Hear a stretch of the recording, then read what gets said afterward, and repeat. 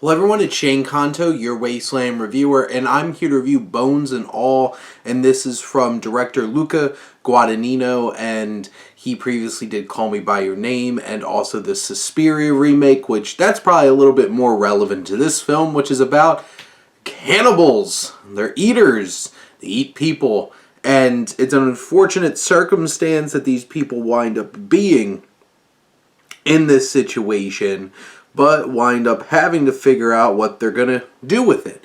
And some of these characters have a specific code of, I don't know how you want to call it, conduct or approach to the world. But we have Maren, who's played by Taylor Russell, who is such a talented young actress, and she was so great in the movie Waves. I was happy to see her popping up in this and getting another chance to really shine, and she does. She gives a fantastic performance, and there's a lot expected of her, and it's really odd to think, like, some of these actors have to act, like, covered in blood with, like, bits falling off of them and stuff like that, and it's an odd assessment, but, like, she does it well.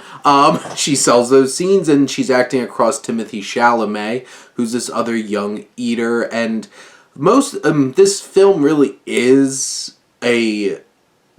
can be a representation of addiction. And these two find each other, these two quote-unquote addicts who are trying to not be addicts and try not to eat people. And they have this tragic love story that develops between them. And they have great chemistry. These are two really talented young actors that are able to do their thing. There's some other interesting smaller roles from some veteran actors sprinkled throughout, include Michael Stuhlbarg and Andre Holland.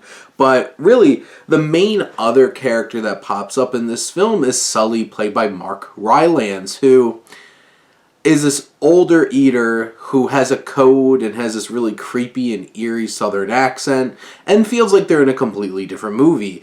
And in the film that I think is working most, I don't think he fits in well. And I think this film keeps trying to loop him into the fold. And yes, there's some horrifying scenes that he's a part of. He pushes these characters to some unfortunate limits of what they're capable of doing. And it's quite the performance. It is interesting. It's out there. It's different.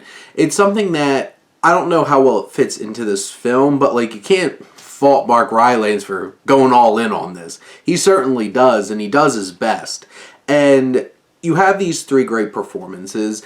This film is beautiful. Guadagnino really knows how to direct a film, and with cinematographer Arseni Khachaturian, this is a beautiful, gorgeous, textured kind of film. There's a graininess to it. There's a vintage look to it. And that is a horrible stark contrast to the buckets of blood and guts that you see throughout this film, because this does not pull punches.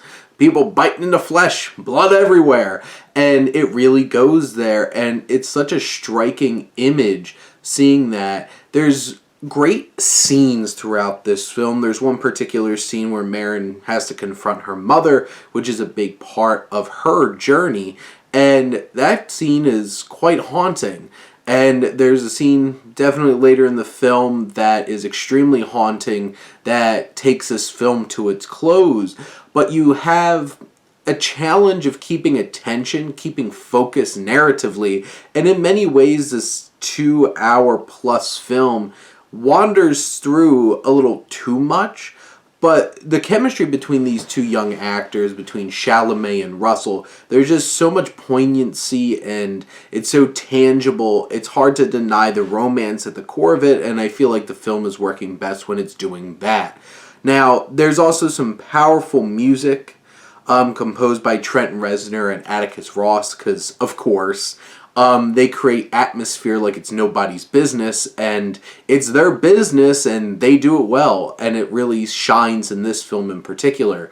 Now, I think I'm going to have some more appreciation for this film as an experience moving forward, but it's definitely flawed. It doesn't fire on all cylinders.